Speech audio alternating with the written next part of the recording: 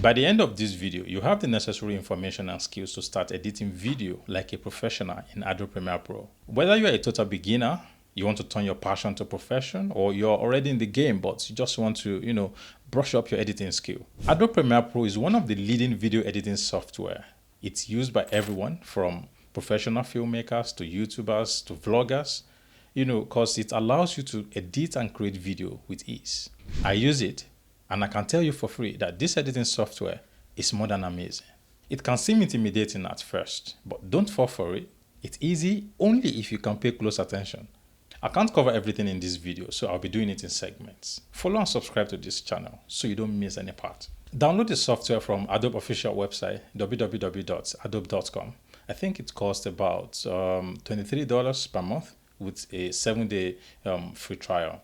Well, this seems to be a big deal for some people who can afford this price, and that's where you get to hear about cracked version, pirated version, which is 100% free, but of course not 100% safe. For some reasons, I can't tell you how to download cracked version, but if you can find any video editors around you, of course you can approach them and ask them to help out.